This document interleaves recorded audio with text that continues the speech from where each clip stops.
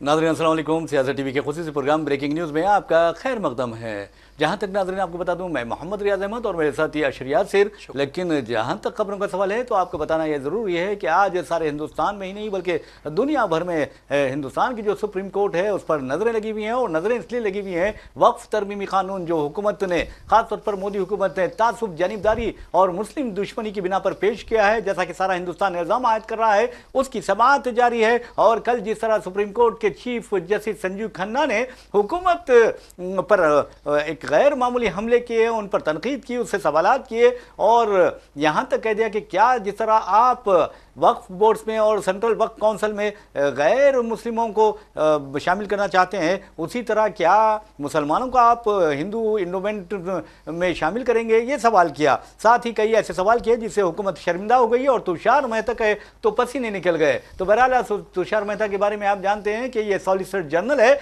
लेकिन आपने देखा कि जितने भी मुस्लिम दुश्मन बिल्स पेश किए गए हैं उसमें तुषार मेहता ने हुकूमत की पैरवी की। तो बहरहाल वो बेचारे का क्या, लेकिन हकीकत देखा जाए तो इसके लिए हुकूमत जिम्मेदार है। और हुकूमत मुस्लिम दुश्मनी में इस कदर आगे बढ़ गई है कि उसके अज़ाइम सब पर आया हो गए हैं। तो पहली खबर यही है कि आज दोपहर 2 बजे इस केस की समाअत बहाल होगी। और दूसरी अहम खबर आपको हम लिए चलते हैं कोटा राजस्थान में, जहां पर आप देखेंगे कि एक बहुत ही हैरत अंगेज वाक़या पेश आया है। हादसे में एक लड़का जख्मी हो जाता है और उसका बाप जो मफलूज है, जो फालिज से मुतासिर है, वो घर में देखभाल ना होने की वजह से बेटा अपने ऑपरेशन से पहले बाप को अस्पताल तलब करता है और अस्पताल के जो ऑपरेशन थिएटर है उसके बाहर ये बाप बेटे का इंतजार करता है। लेकिन आप देखेंगे डॉक्टर्स बेटे का ऑपरेशन करने की बजाय बाप का ऑपरेशन कर देते हैं। एक नहीं, दो नहीं, कई डॉक्टर्स ने यह ऑपरेशन किया है। तो आप अंदाजा कर सकते हैं कि नरेंद्र मोदी की हुकूमत में किस तरह सेहत आमा का हाल हो रहा है। तो बहरहाल उत्तर प्रदेश हम आपको लिए चलते हैं। उत्तर प्रदेश से भी एक बहुत ही भयानक खबर आ रही है और योगी आदित्यनाथ जिनके बारे में आपको बता दूं कि ममता बनर्जी ने कहा कि यह सबसे बड़ा भोगी है और इसी भोगी की रियासत में, यानी हम तो नहीं कहते भोगी, लेकिन ममता बनर्जी कहते हैं, बकौले ममता बनर्जी वो भोगी हैं। तो बहरहाल योगी आदित्यनाथ की रियासत उत्तर प्रदेश में इस तरह के शर्मनाक वाकयात पेश आ रहे हैं, उसके बावजूद भी उन्हें शर्म नहीं आती। मिसाल के तौर पर क्यों नहीं आती ये तो हम नहीं जानते, लेकिन उन्हें शर्म नहीं आती, सारा हिंदुस्तान ये कहता है। रामपुर उत्तर प्रदेश का एक इलाका है, वहां पर आप देखेंगे कि 11 साल एक गूंगी और बहरी लड़की की इज्तिमाई इस्मत रेजी की गई है। उसे इंतहाई यानी बहुत ही जुल्म का निशाना बनाया गया है। उसके प्राइवेट पार्ट्स पर जख्म आए हैं और जो पुलिस ओहदेदार है, आला पुलिस ओहदेदार, उसने वाज़े तौर पर कहा है कि मैंने जिंदगी में इस कदर भयानक जुर्म नहीं देखा है। अब अंदाजा लगाइए कि एक 11 साल लड़की है, गूंगी है, बहरी है, माजूर है, उसके साथ ये मुकाला करते हैं। और आपको यह भी बताना जरूरी है कि दान सिंह नामी एक 24 साल मुलजिम की शिनाख्त पुलिस ने की है और पुलिस जब उसे गिरफ्तार करने के लिए पहुंची तो वहां पर उसने पुलिस पर ओपन फायर कर दी और पुलिस ने जवाबी फायरिंग की जिसमें वो जख्मी हो गया। यह है योगी का उत्तर प्रदेश, जहां पर खवातीन महफूज नहीं है। तो बहरहाल नाज़रीन, इस तरह की कई हमारे पास खबरें हैं। ममता बनर्जी की तरफ चलते हैं। ममता बनर्जी ने वाज़े तौर पर कहा है कि मोदी दोहरेपन का यानी दोगलेपन का इजहार कर रहे हैं, अब दूसरी मर्तबा चालाकी नहीं चलेगी और मोदी हिंदुस्तान में मुसलमानों की दुश्मनी में बहुत आगे निकल चुके हैं और वो एक अजीब व गरीब माहौल हिंदुस्तान में पैदा कर रहे हैं। नाज़रीन, और आपको ये भी बताते हैं कि जिस तरह हिंदुस्तान और चीन के दरमियान तिजारत बहुत गैर मामूली कही जाती है, लेकिन तिजारती जो खसारा माली साल 2024-25 में हिंदुस्तान को हुआ है वो हो गया है तकरीबन $100 अरब।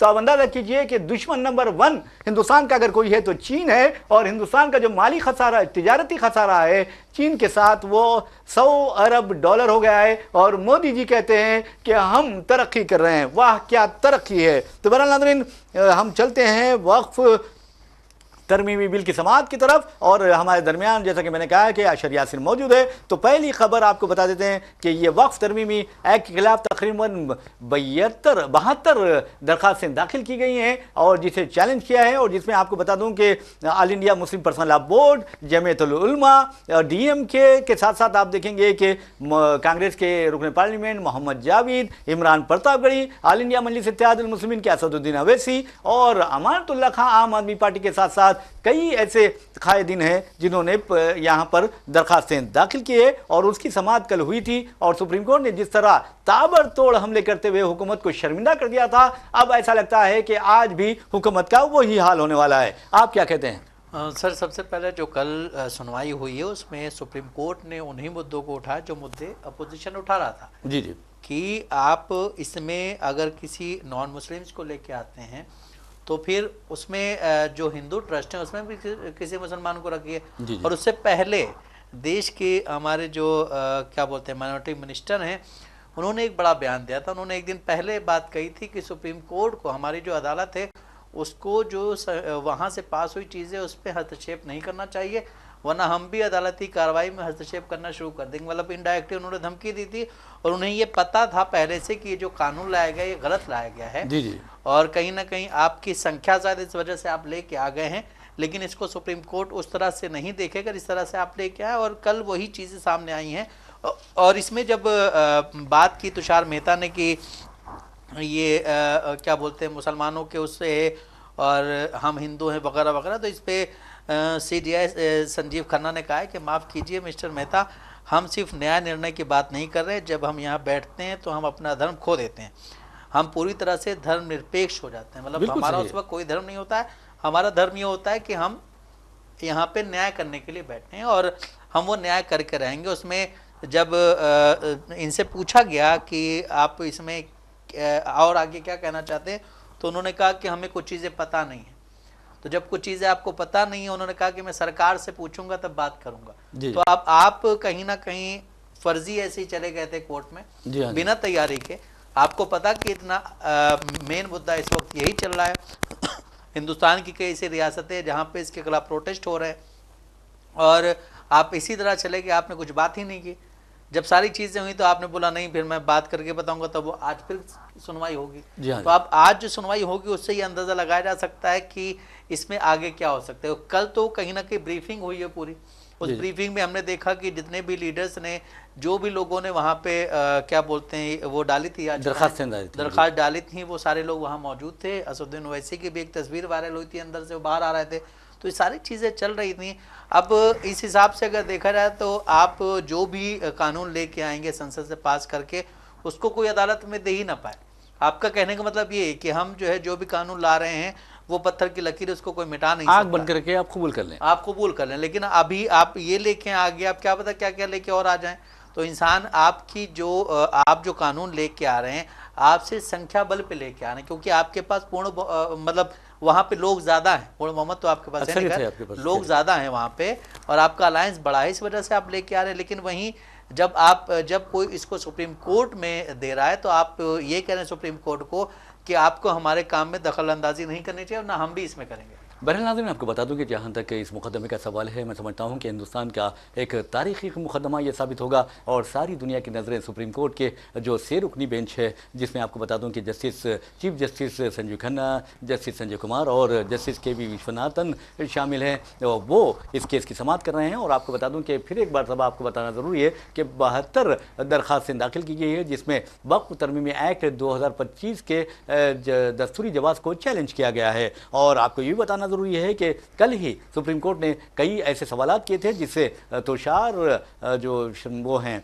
यानी मेहता हैं, उन्हें पसीने आ गए थे और पसीने छूट गए थे उनके। और उस जज ने ये कहा था, 3 सवालात यानी एतराज़ किए थे चीफ जस्टिस ने, Waqf by users, non Muslims members के साथ साथ आप देखेंगे कि डिस्प्यूटेड वक्फ लैंड का जो है उस बारे में कलेक्टर या डिस्ट्रिक्ट मजिस्ट्रेट की जानिब से फैसले का किया जाने का जो इख्तियार है उस पर भी सवालात उठाए थे। आप अंदाज़ा कीजिए कि एक वक्फ जो जायदादें होती हैं वो अल्लाह की राह में वक्फ कर दी जाती हैं और एक मरतबा अगर वक्फ कर दी जाए तो हमेशा के लिए ता क़यामत तक वो वक्फ रहती हैं और वक्फ के मंशा के मुताबिक उनका इस्तेमाल होना चाहिए। यानी अगर मैं कोई वक्फ अपनी जायदाद वक्फ करता हूँ सिर्फ मुस्लिम बच्चों की तालीम के लिए, तो उसका मकसद जो है, मंशा ये है कि मुस्लिम बच्चों को तालीम दी जाए, तो वो किसी और काम में इस्तेमाल नहीं की जा सकती। तो बहरहाल ये एक मजहबी फरीज़ा है, है ये एक मजहबी काम है और इसमें आप अंदाजा ये कीजिए कि गैर मुस्लिमों को दाखिल कर देंगे आप, ख़वातीन को दाखिल कर देंगे और अजीब व गरीब हमदर्दी का इजहार करते हुए किस तरह की हमदर्दी आप करते हैं। मोदी हुकूमत ये कह रही है कि हम मुसलमानों से हमदर्दी के तहत ये इक़दाम कर रहे हैं और हमने ये बिल पास किया है, तो आप इतने बड़े हमदर्द हैं मुसलमानों के कि आपकी मरकजी काबीना में एक भी मुस्लिम वजीर नहीं है। इतनी हमदर्दी माशाअल्लाह। फिर आप देखेंगे कि आपके जो अरकान पार्लियामेंट है, चाहे वो राज्यसभा हो या लोकसभा हो, उसमें भी एक भी रुकन मुसलमान नहीं है आपका। इवन नाम का भी अगर मुसलमान होता तो आप समझते थे कि आप मुसलमानों की हमदर्दी कर रहे हैं। इससे पहले आप देखेंगे मुख्तार अब्बास नकवी थे, इससे पहले शाहनवाज हुसैन थे और आप वो भी अपने आप को मुसलमान कहते थे और उस पर किसी ने एतराज भी नहीं किया था। तो कहने का मतलब है ना आपका रुकन पार्लियामेंट कोई मुसलमान है, ना आपका मरकजी वजीर कोई मुसलमान है और हिंदुस्तान में 4000 से ज्यादा जो अरकान असेंबली है और उसमें से आपके जो अरकान असेंबली है उसमें 2-4 के अलावा और कोई मुसलमान नहीं है। इसके बावजूद आप कहते हैं कि हम मुसलमानों से हमदर्दी करते हैं। यह हमदर्दी नहीं है बल्कि मुसलमानों से दुश्मनी है, मुसलमानों से अदावत है। तो बहरहाल नाज़रीन, सॉलिसिटर जनरल तुषार मेहता काफी परेशान है। आज देखना है कि वो क्या करते हैं। चीफ जस्टिस ने एक सवाल किया शरियासिर, उन्होंने कहा कि मगरबी बंगाल में इस मसले पर मुर्शिदाबाद जो है वहाँ पर जो तशद्दुद हुआ है वो इंतहाई तशवीशनाक है। ये अच्छी बात नहीं है माशरे के लिए, क्योंकि हम यहाँ पर इस केस की समाअत कर रहे हैं। उन्होंने ये भी कहा कि वक्फ बोर्ड और वक्फ काउंसिल में यानी सेंट्रल वक्फ काउंसिल में मुस्लिम अरकान का होना ज़रूरी है। हाँ, उन्होंने ये कहा है सिवाय एक्स ऑफिशियो मेंबर जो हैं वो गैर मुस्लिम हो सकते हैं, लेकिन आप ज़बरदस्ती नहीं कर सकते। ये बात उन्होंने कही है। नाज़रीन, आपको बता दूं कि मुश्तरका पार्लिमानी कमेटी भी बनाई गई थी और मुश्तरका पार्लिमानी कमेटी में अक्सरियत जो थी वो हुक्मरान जमात की थी। इसके अलावा उसके जो इजलास हुए तकरीबन 38 इजलास हुए, यानी 38 मीटिंग्स उसके हुई थी। 98.2 लाख जो यादाश्त पेश की गई थी। इसके अलावा पार्लियामेंट के दोनों ऐवानों में इस बिल को मंजूर किया गया और आप देखेंगे कि खुद अदालत ने यह भी पूछा कि हुकूमत किस तरह ये तय कर सकती है कि कोई मुसलमान है या नहीं। तो बहरहाल लोकसभा में 288 के अक्सरियत से ये बिल मंजूर हो गया था, जबकि मुखालिफत में 232 और राज्यसभा में 128 अरकान ने इसकी तायद की, जबकि 92 ने इसकी मुखालिफत की थी। लेकिन एक बात याद रखिए, ये जिस तरह बिल पास किया गया है ये सिर्फ और सिर्फ तासुब जानिबदारी की वजह से पास किया गया है और हुकूमत की मुस्लिम दुश्मनी सब पर आया है। जी सर, देखिए जिस तरह से कल सॉलिसिटर जनरल जज साहब ने एक बात कही कि जो इसके खिलाफ दंगे हो रहे हैं जिस तरह मुर्शिदाबाद में हुआ है उसकी कहीं ना कहीं मजम्मत की जानी चाहिए, क्योंकि आप अगर शांतिपूर्ण प्रदर्शन करते हैं, साइलेंट प्रोटेस्ट करते हैं, आप नमाज़ पढ़ने जा रहे हैं, आपने काली पट्टी बांधी और आपके स्टेट के जो चीफ मिनिस्टर हैं वो आपके साथ हैं, वो आपको इसकी इजाज़त दे रही हैं कि आप इसके खिलाफ प्रोटेस्ट कीजिए, लेकिन उसमें आप किसी की अब ये भी प्रॉब्लम होती है सर कि प्रोटेस्ट करने के लिए मैनेजमेंट बनाना पड़ता है। पहले इस तरह हमने शाहीन बाग में देखा था, एक पूरा मैनेजमेंट था, लेकिन जब मैनेजमेंट नहीं होता, हर कोई अपने आप को बहुत बड़ा वो बनाना चाहता है, लीडर बनना चाहता है, तो उसमें ये चीज़ें हो जाती, क्योंकि आप जब निकल रहे हैं तो आपको नहीं पता उसमें कौन सा एक शख्स ऐसा है जो ये सब काम खराब कर सकता है, क्योंकि आपको जोश में निकलना है। और बीजेपी और आरएसएस का ये रहता है, जो ममता बनर्जी ने खुद भी बोला कि वो लोग किसी भी भेष में आ सकते हैं, आप उनको पहचान भी नहीं पाएंगे। तो ये सारी चीज़ें चल रही। उससे पहले एक बात और कहूँगा कि देश के प्रधानमंत्री नरेंद्र मोदी ने पिछले दिनों हरियाणा में एक बड़ी बात कही थी। उन्होंने कहा था कि देश में जब कांग्रेस सत्ता में थी, यूपीए सत्ता में थी, अगर उसने वक्त पे एक्शन लिया होता तो बहुत से लोग आज पंचर नहीं बना रहे होते मुसलमान। तो कहने का मतलब ये कि अगर कोई हिंदू पंचर बना रहा है तो उसके लिए आपने क्या किया। आप 2014 में आए थे हिंदुत्व की राजनीति करने के लिए और आप 1992 से कहीं ना कहीं बीजेपी हिंदुत्व पे अच्छे से काम कर रही है, या उससे पहले से आरएसएस जब से बनी तब से मतलब जो आरएसएस पहले थी, अब फिर बाद में उसको वो मिला, जब से आप कहीं ना कहीं हिंदुत्व पे काम कर रहे हैं, तो आज देश का हिंदू पंचर क्यों बना रहा है? ये बात इस पे बात होनी चाहिए कि भाई आप भीमराव अंबेडकर की जयंती के दिन हरियाणा में खड़ा होकर के ये बात करते हैं कि अगर कांग्रेस पार्टी ने एक्शन लिया होता वक्त पे तो कोई भी मुसलमान पंचर नहीं बना रहा होता। तो आप देखिए हिंदुस्तान में कितने मुसलमान हैं जो पंचर बना रहे हैं और कितने हिंदू जो पंचर बना रहे हैं। बिल्कुल आपने सही कहा है। वैसे भी नाज़रीन आपको बता दूं कि मोदी जी जो कहते हैं उनके बारे में कहा जाता है कि झूठ बोलते हैं, प्रोपेगेंडा करते हैं और अजीब गरीब दावे करते हैं। उनके दावों के क्या अगर आप अंदाज़ा लगा सकते हैं तो लगा लीजिए कि उन्होंने कहा था 2014 के इंतखाबी मुहिम के दौरान कि मैं इख्तियार में आऊँगा या बीजेपी इख्तियार में आती है तो फिर हम हर किसी के अकाउंट में 15 लाख रुपये जमा करवाएंगे। तो हमारे जो हिंदू भाई है उन्हें ये सोचना चाहिए कि क्या 15 लाख रुपये उनके बैंक अकाउंट्स में आ गए हैं? हरगिज़ नहीं आए। बल्कि आपको बता दूं कि आज जो नौजवान है, मोदी जी ने वादा किया था कि हर साल 2 करोड़ मुलाजिमतें बेरोजगार नौजवानों को फराहम करेंगे, लेकिन आप देखेंगे कि किस तरह हालात हिंदुस्तान में खराब हैं। बेरोजगारी बढ़ गई है, महंगाई बढ़ गई है और खवातीन के खिलाफ आप देखेंगे कि किस तरह के खतरनाक वाकयात पेश आ रहे हैं, जिनसी तशद्दुद के वाकयात पेश आ रहे हैं। और आपको हमने बताया है, अभी अभी खबर सुनाई है कि उत्तर प्रदेश में 11 साल गूंगी और बहरी लड़की की इज्तिमाई इस्मत रेजी की गई है। पुलिस ने कहा है, डॉक्टर ने भी कहा है, जो इसने इस लड़की को तिब्बी इमदाद पहुंचाई, उसका कहना है कि इस लड़की के साथ एक नहीं बल्कि कई लोगों ने मुंह काला किया है। और योगी के यानी जैसा कि ममता बनर्जी ने कहा कि ये भोगी है, तो उनके रियासत में ये काम हो रहा है। आप अंदाजा कीजिए हाथरस में जिस तरह दलित लड़की की इज्तिमाई इस्मत रेजी की गई, उसकी हड्डियां तोड़ दी गई थी और उसकी जो आखिरी रस्मात अंजाम दी गई रात के अंधेरे में, वो भी उसके खेत में अंजाम दी गई थी, तो क्या वो हिंदू नहीं थी? ये समझने वाली बात है। आप एहतजाज करते हैं तो ये हिंदू दलित को हिंदू कहते हैं, लेकिन यही दलित की लड़कियों की आप इस्मत रेजी के वाकयात पेश आते हैं तो उसके खिलाफ कार्रवाई नहीं करते। और आलाजात के जिन नौजवानों ने ये घिनौना जुर्म किया था उन्हें आप गिरफ्तार नहीं करते, और गिरफ्तार करते हैं तो महापंचायत बिठाकर उसके खिलाफ गांव में धमकियां दी जाती है। यहां तक कि डिस्ट्रिक्ट कलेक्टर भी धमकियां देने वाला में शामिल हो जाता है। तो ये शर्मनाक हरकतें नहीं करनी चाहिए। तो बहरहाल नाज़रीन, सर एक मिनट रोकना चाहूंगा मैं, सॉरी। नहीं बिल्कुल आप देखिए जिस तरह आपने बोला कि मोदी जी जब देश में सत्ता में आ रहे थे 2014 में, तो उन्होंने एक बड़ा बयान दिया था कि हम जब सत्ता में आएंगे तो सबके अकाउंट में 15-15 लाख रुपए आएंगे। और अमेरिका में जो हिंदुस्तानी रहते हैं वो भाग करके हिंदुस्तान आएंगे काम करने के लिए, क्योंकि हम 2 करोड़ नौकरियां देंगे और ये सस्ता हो जाएगा, वो सस्ता हो जाएगा। उनके बयानात कहीं ना कहीं सिर्फ बयान होते हैं, जो जुमला होते हैं। अभी जो खबर आई है वो ये है कि महाराष्ट्र में लाडली बहन योजना जो शुरू की थी, उसमें पहले इन्होंने वादा किया था कि सबको 1500-1500 रुपए मिलेंगे। अब ये कहा जा रहा है कि बस 500 रुपए मिलेंगे। तो आप ये देखिए कि आप एक तरफ जो है सत्ता में आने के लिए झूठ बोलते हैं, पब्लिक को वर्गलाते हैं, और ये जो फ्री की वो बांटी जाती हैं रेवड़ियाँ, ये उसी में आएगा ना।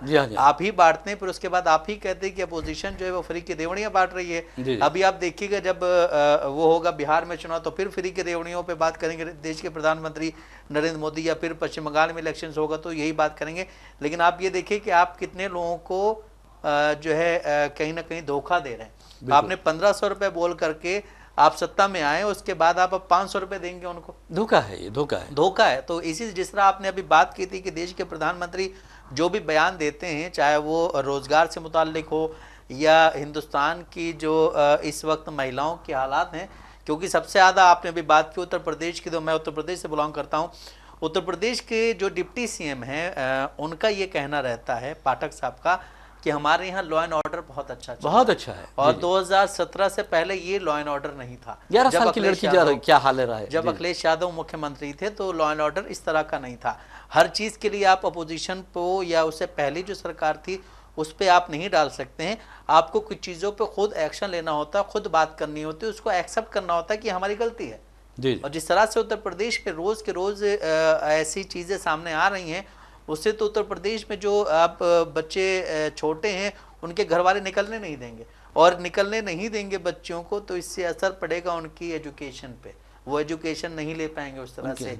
लेकिन अगर किसी प्रदेश का जो क्या बोलते हैं राजा है या देश का राजा है, वो अगर सिर्फ एक धर्म को लेकर के चलता हो, एक धर्म की सिर्फ रक्षा करने की बात करता हो, तो वहाँ पे आप उनसे और एजुकेशन की, हेल्थ की, या फिर हम कहें कि जो और चीज़ें उनकी तवक्को नहीं कर सकते। बहरहाल नाज़रीन, आपको बता दूं, जिसकी बेटियां होती है अगर इस तरह के वाक़यात पेश आते हैं तो उन्हें बहुत ज़्यादा दर्द होता है। जो लोग बेटियां नहीं रखते, जो लोग बीवियां नहीं रखते, जो लोगों ने शादियां भी नहीं की है, तो उन्हें ना महंगाई की परवाह होती है, ना महंगाई का कोई पता होता है, और ना ही उन्हें उनमें जज्बा पाया जाता है, ना उनमें ये एहसास पाया जाता है कि किस तरह महंगाई बढ़ रही है, किस तरह मोहब्बत होती है बीवी बच्चों से, उनको अंदाज़ा नहीं हो सकता। किस तरह रिश्तेदारी जो निभाई जाती है वो समझ नहीं सकते, किस तरह लोगों की मदद की जाती है, उनके जहन में ये बात नहीं आती, और इसलिए कि उनको बस एक महरूमी का एहसास होता है, एक अजीब गरीब यानी नफसियाती बीमारी में वो मुब्तला होते हैं, और उन्हें सिर्फ ये देखना होता है कि अक़लियतों को किस तरह सताया जाए,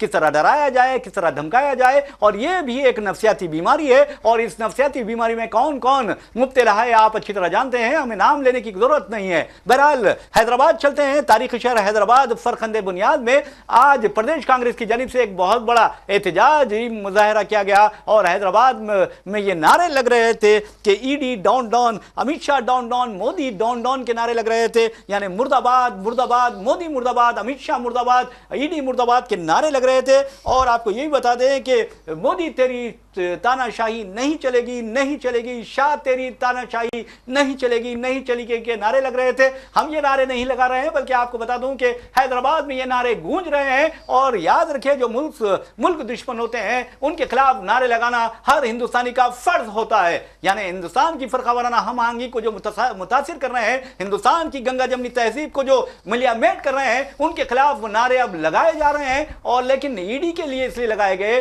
कि मोदी हुकूमत पर यह इल्जाम है कि वो सिर्फ ना सिर्फ ईडी सीबीआई बल्कि तमाम मरकजी जो एजेंसियां हैं, कम से कम 10 मरकजी एजेंसियां इंक्लूडिंग इलेक्शन कमीशन को इस्तेमाल कर रही है, और ये एजेंसियां उसके निशानों पर, उसके इशारों पर नाच रही हैं। ये हम नहीं कहते हैं, शरद पवार जैसे सीनियर लीडर कहते हैं। आज जो जलसा यानी एहतजाजी मुजाहरा मुनक्किद हुआ, उसमें आप देखेंगे कि हनुमंत राव थे और कई कांग्रेस के वज़रा थे, और जनाब आमिर अली खान एमएलसी भी वहां पर मौजूद थे, और ऐसा लग रहा था कि फजा मोदी के खिलाफ नारों से गूंज उठी है। जी देखिए, जिस तरह से नेशनल हेराल्ड का मामला फिर से उठाया गया है, उस पर कल देश के पूर्व कानून मंत्री जो हैं थे हमारे बीजेपी के लीडर रविशंकर प्रसाद, उन्होंने एक आकर के प्रेस कॉन्फ्रेंस की थी कि कांग्रेस पार्टी जो है वो अभी से जो ये लीडर्स हैं कांग्रेस के बड़े, सोनिया गांधी, राहुल गांधी, ये लोग जमानत पे बाहर हैं। अभी उसके बाद फिर हमने देखा कि दिल्ली में हर जगह जो ईडी के ऑफिस को घेरा गया, उसमें कुछ लोगों पे कुछ लोगों को अरेस्ट भी कुछ लोगों को डिटेन भी किया गया। इसी तरह आज फिर ये चीज़ें चल रही। इस पर कल जो उनके क्या बोलते हैं, प्रियंका गांधी के जो हस्बैंड हैं रॉबर्ट वाड्रा, उनके खिलाफ भी ईडी की वो चल रही, तो वो रोज़ आकर के अपना बयान दे रहे हैं। तो उन्होंने कल एक प्रेस कॉन्फ्रेंस में ये कहा था कि इस वक्त देश में बदले की राजनीति हो रही है। जी। जो लोग सत्ता में बैठे उन्हें ये नहीं पता है कि हम सत्ता से जा भी सकते हैं। जी। और जब आप सत्ता से जाएंगे, अगर आपके साथ भी यही चीज़ें की गई तो आप फिर कहाँ जाएंगे? जी जी। क्योंकि आप भी वही चीज़ें कर रहे हैं ना। आपके साथ अगर ये चीज़ें हो गई तो आप फिर क्या करेंगे? फिर आप यही करेंगे कि देखिए दुरुपयोग हो रहा है, ये हो रहा है, वो हो रहा है। तो आपको उस तरह से काम करना चाहिए कि आप मतलब वो होता है ना कि दोस्ती बनी रहनी चाहिए अपनी। जो बहुत एक हमारे देश होना चाहिए, एक हमारे देश के बड़े लीडर है जिनका एक वीडियो है कि बस आपसी दोस्ती बनी रहनी चाहिए, पानी वानी पी के चले जाए। तो इस तरह की चीज़ें करनी चाहिए जिससे हाँ मनभेद हो सकते हैं, जो होता है क्या बोलते हैं, मतभेद हो सकते हैं, मनभेद नहीं होना चाहिए। लेकिन इस वक्त की जो गवर्नमेंट है, इस वक्त जो पॉलिटिक्स हो रही है, वो मनभेद वाली हो रही है। वैसे भी आपको बता दूं, ममता बनर्जी ने वाज़ेह तौर पर कहा है कि मोदी जी दोगलेपन का इजहार करते हैं। मुत्तहिदा अरब इमारात जाते हैं, सऊदी अरब जाते हैं, मुस्लिम ममालिक जाते हैं, तो उनकी ज़बान कुछ और होती है, और हिंदुस्तान में मुसलमानों के साथ उनकी हुकूमत जो रवैया इख्तियार कर रही है, तासुबदाराना रवैया, वो एक अजीब है, यानी ये दोगलेपन का इजहार है। तो बहरहाल उन्होंने बज़ाहिर मोदी जी को दो मुँह का सांप कह दिया है, और मैं समझता हूँ कि इस तरह के जो इल्ज़ामात हैं, कोई ममता बनर्जी कोई छोटी मोटी लीडर नहीं है, गली की लीडर नहीं है, या वो चाय तो फ़रोख्त नहीं करती थी या खुद को फ़कीर नहीं कहती है, लेकिन उन्होंने जिस तरह से बात की है, ऐसा लगता है कि एक शेरनी है जो इनको ललकार रही है। तो बहरहाल नाज़रीन, आपको लिए चलते हैं हैदराबाद में वीएचपी के अहदेदारों के एक डेलीगेशन ने डीजीपी से मुलाकात की और कहा कि हैदराबाद में मुस्लिम अस्करियती जो जमातें हैं, वो तंजीमें हैं, वो गंगा जमनी तहजीब को में खलल डालने की कोशिश कर रही है, फ़िरक़ावाराना हम आहंगी को मुतासिर कर रही है। गंगा जमनी तहजीब का तो उन्होंने नाम नहीं लिया, लेकिन फ़िरक़ा वाराना हम आहंगी का नाम लिया और कहा कि वो अमन व अमान में खलल डालने की कोशिश कर रही हैं मुख्तलिफ बहानों से, और ख़ास तौर पर वक्फ तरमीमी बिल के शक्ल में। तो बहरहाल VHP इस तरह की बातें कर रही है तो अजीब लगता है, क्योंकि जो कातिल होते हैं वो कहते हैं कि लोगों का कत्ल हो रहा है, तो मैं समझता हूँ कि ये एक मजाक है, एक जालिमाना मजाक है, और ये इस तरह का मजाक नहीं करना चाहिए। तो बहरहाल VHP के अहदेदारों ने असदुद्दीन अवैसी और अवैसी फैमिली पर भी इल्ज़ाम आयद किया कि वो शहर के हालात को बिगाड़ने की कोशिश कर रहे हैं। तो बहरहाल आप क्या समझते हैं कि शहर के हालात को कौन बिगाड़ रहा है? सर मतलब क्या बोलते हैं कि इस पे कोई चीज़ सामने आ नहीं पा रही, अभी कुछ बोल नहीं पा रहा हूँ मैं, क्योंकि आप देखिए अभी एक बाबा है जो आजकल पदयात्रा पे निकला, उसने कहा है कि मैं हिंदुओं के लिए गांव बसाऊंगा, एक शहर बसाऊंगा। जी जी। तो उसमें एक बहुत बड़े हिस्टोरियन है जिन्होंने कहा था कि उस शहर में आप मस्जिद जरूर बनवा दीजिएगा, ताकि रामनवमी पे और जो भी जुलूस होते हैं उसमें जाके हिंदू लोग डांस कहाँ करेंगे। क्या तो अच्छी बात की है, ये बहुत अच्छी बात कही गई है कि जो आप हिंदू गांव बसाने जा रहे हैं उसमें आप एक मस्जिद भी बनवा दीजिएगा, क्योंकि जब आपके जो नारे जो आपके वो निकलते हैं जुलूस, उसमें लोग डांस कहाँ करेंगे, उसमें आप नारे कहाँ लगाएंगे, उसमें आप अपना जो क्या बोलते हैं वो है झंडा है, भगवा झंडा, वो कहाँ फहराएंगे।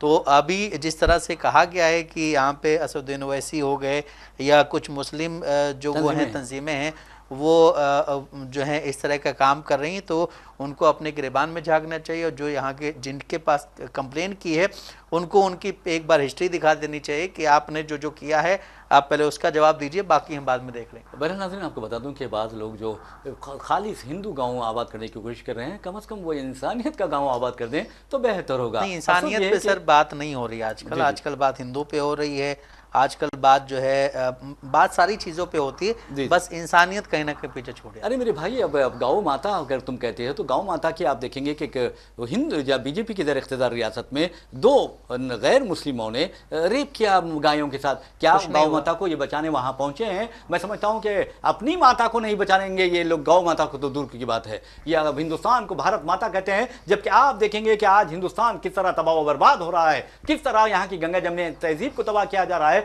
किस तरह यहाँ की खुशहाली को मिलियामेट किया जा रहा है, किस तरह यहाँ की मईशत को तबाह किया जा रहा है। हर तरफ ऐसा लग रहा है कि अमन सुकून का जो माजी में दौर दौरा था, आज वो दूर यानी दूर दूर तक दिखाई नहीं दे रहा है। तो बहरहाल नाज़रीन, आपको लिए चलते हैं इंटरनेशनल लेवल पर, और इंटरनेशनल लेवल पर जो खबर है वो है ट्रंप और ईरान की खबर है। और ट्रंप के बारे में न्यूयॉर्क टाइम्स में एक रिपोर्ट छाई हुई है कि उन्होंने इसराइल को ईरान पर हमले से रोक दिया है, क्योंकि इसराइल ने ये पूरी तरह ये फैसला कर लिया था कि मई में यानी आने वाले महीने में ईरान के न्यूक्लियर तनसीबात को हमलों का निशाना बनाएंगे। लेकिन अब ट्रंप का कहना है कि उन्होंने कहा कि बातचीत जारी है, इसलिए हम इस हमले को मनसूख करते हैं। बहरहाल ओमान में पहले मरहले की बातचीत मुकम्मल हो चुकी है और दूसरे मरहले की बातचीत रोम यानी इटाली में होने वाली है। अब देखना यह है कि जो ईरान है वो नाराज है कि दूसरी बातचीत का जो दूसरा मरहला है बातचीत का, वो भी मस्कत में किया जाए। जी देखिए, अभी जिस तरह से इंटरनेशनल पॉलिटिक्स चल रही है,